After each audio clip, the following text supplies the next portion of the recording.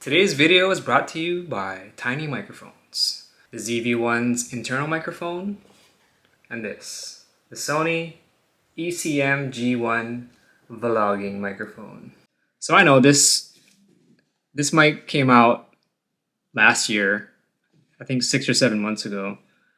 And I'm only reviewing it now because I ordered a ZV-E one and I was just trying to find the smallest accessories possible to go with the smallest like full frame camera that's coming out. So I wanted to see if this mic was any good, whether or not it's any better than the internal microphone on my ZV-1, because I assume the internal microphone on the ZV-E one is very similar to the ZV-1 microphone with the little dead cat / dead mouse. I mean, I'm assuming that the microphone on the ZV-E one is similar to the internal mic on the ZV-1, which is actually not bad. I mean, you're listening to it right now.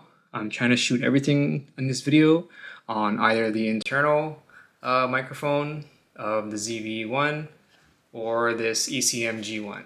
So we'll put this microphone, we'll put the ECM G1 on right now just to get an indoor test, and then we'll head outside and do an outdoor test.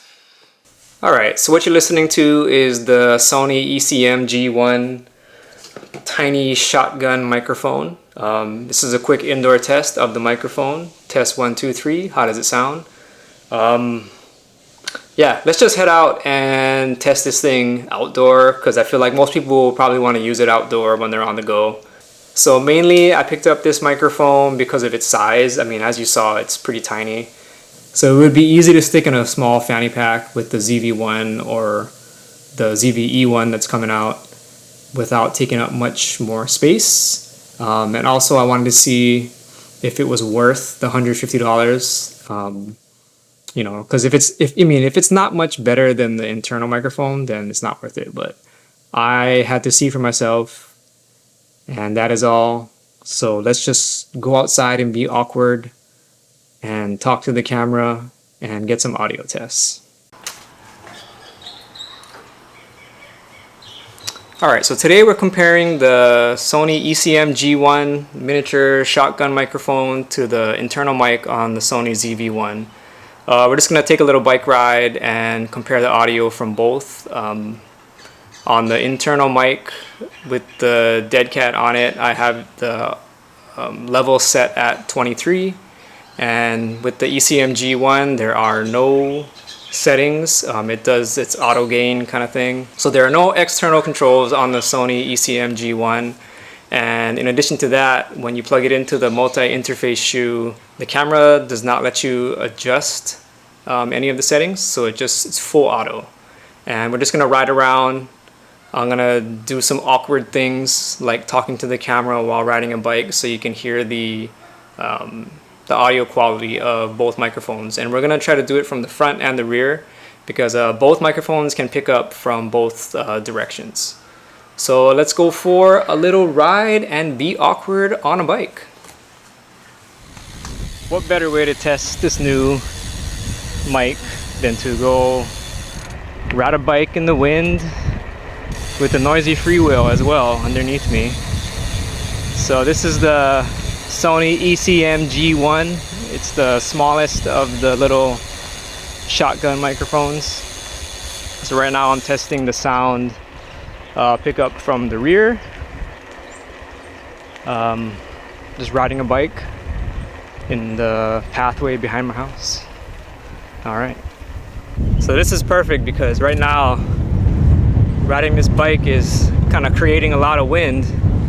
I have the camera on a little tripod. I'm holding it maybe like 1.5 feet from my face, and like I said, it's pretty windy even without me riding this bike, but I thought riding the bike would create more wind just so we can see how this little dead cat on the ECM G1 is working.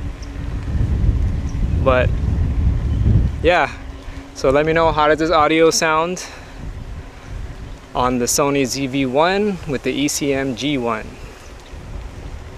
with a little dead cat on it. I kind of don't even want to call it a dead cat. It's so small. It's more like a dead mouse. Hey, kitties.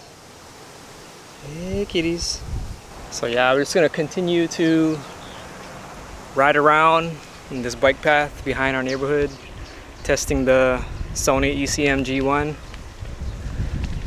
I just feel like I'm trying to say that model name over and over. But yeah, so now we're heading back the other way, just testing the audio.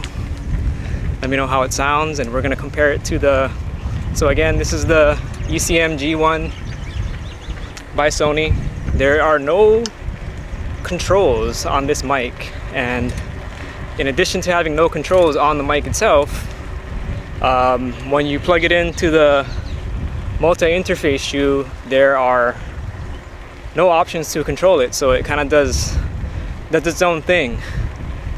Full auto. So now let's switch mics and test the. Let's switch mics and compare this to the internal microphone on the ZV-1.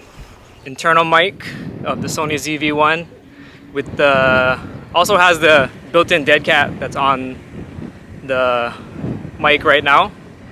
And I should mention one thing I noticed about the ECM G1 is that